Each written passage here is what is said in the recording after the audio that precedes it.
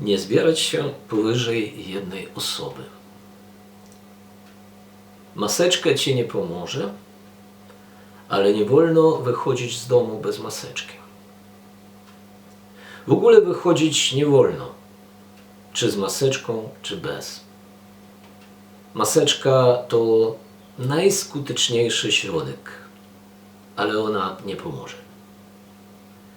Ogranicz swoją aktywność do kupowania jedzenia, leków i papieru toaletowego, ale nie narzekaj, że sklepowe półki przez to opustoszeją. Zachowuj dystans 1,5 metra na początek, stopniowo zwiększając go do 3 i 5 metrów. Idealnie byłoby omijać każde żywe stworzenie szerokim łukiem. Trzymaj się z dala od bliźniego swego. Bliźnich nie ma. Są nosiciele zarazy i chodzące trupy.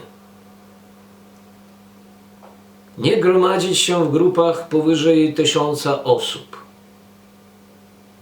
Powyżej 500. Powyżej 40. Powyżej 3. Nie gromadzić się i już. Myj ręce jak najczęściej, ale żadne mydło nie usunie wirusa całkowicie. Myj ręce co najmniej 16 sekund. Co najmniej 20 sekund. Jednak lepiej 20-25 sekund. Myj ręce tak długo, jak tylko się da, ale raczej cię to nie uratuje. Myj ręce, jak uczył wielki Poncjusz Piłat. Nie unikaj kąpieli z profilaktyczną inhalacją dróg oddechowych, ale pamiętaj, że ciepła woda to idealne środowisko dla wirusa. W grupie ryzyka są osoby 65+, chociaż ostatnio też osoby 65-. Grupa ryzyka to inna nazwa ludzkości. Niczego nie dotykaj. Przede wszystkim własnej twarzy. Tymczasowo wyobraź sobie, że jej nie masz. Tymczasowo zrezygnuj ze wszystkiego oprócz internetu. Ale nie przesadzaj z porno, bo stwarza ono niebezpieczną iluzję, jakby w twoim życiu wszystko było dobrze i nic się nie zmieniło. Trzymaj ręce przy sobie i korzystaj z rękawiczek. Rękawiczki to najskuteczniejszy środek, ale nie zapominaj zmieniać ich jak najczęściej. Co każde 16, 20, 25 i 30 sekund. Zwierzęta domowe nie mogą zarażać akurat tym wirusem, ale jutro się okaże, że mogą i przede wszystkim nim.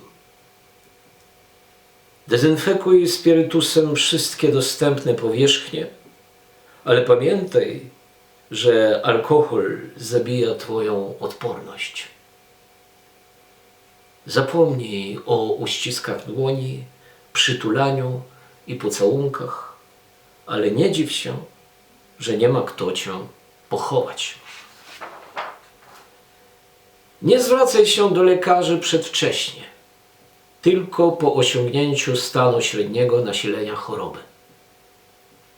Nie zwracaj się do lekarzy zbyt późno, chociaż oni zrobią wszystko, co możliwe, aby prawidłowo zarejestrować twój zgon. Nie zwracaj się do lekarzy w ogóle. Oni są grupą ryzyka. Kwarantanna jest niezwykle skuteczna. To gwarancja zwycięstwa. Po jej wprowadzeniu liczba zachorowań wzrosła 4 razy, 8 razy, 10 razy. Rośnie nadal. Obywateli, którzy są zarażeni wirusem, należy izolować albo, zgodnie z planem B, stłoczyć w jak największej liczbie na pieszych przejściach granicznych. 80% ludzi, tak zwani cisi roznosiciele, już przebyli chorobę i sami tego nie zauważyli.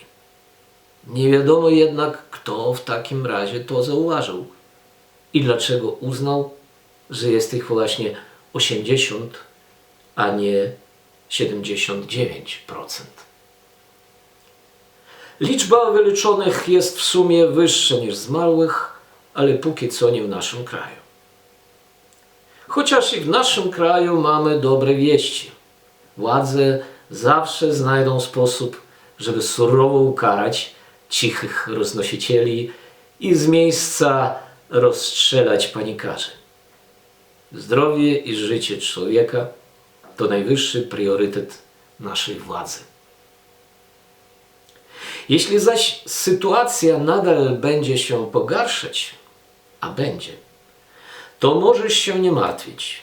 Władza z pewnością wzmoży restrykcje. Nie te, to inne. Wezwie Gwardię Narodową ze snajperami. Wirus na pewno osłabnie już po Wielkanocy, ale nikt nie wie, którego roku. Wirus na pewno osłabnie już latem, bo nie wytrzyma upałów. Tylko muszą być takie, których i człowiek nie wytrzyma. Wirus to światowy umysł.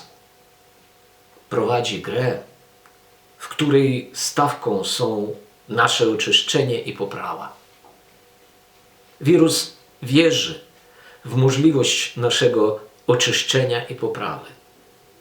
Mamy szczęście, że on wciąż jeszcze wierzy.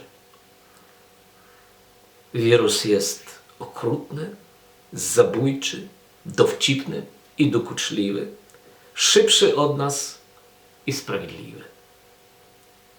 Wirus obserwuje nas nieustannie, mutuje, dostosowując się do naszych metod jego zwalczania. Podoba mu się nasz strach, ale tego mu mało.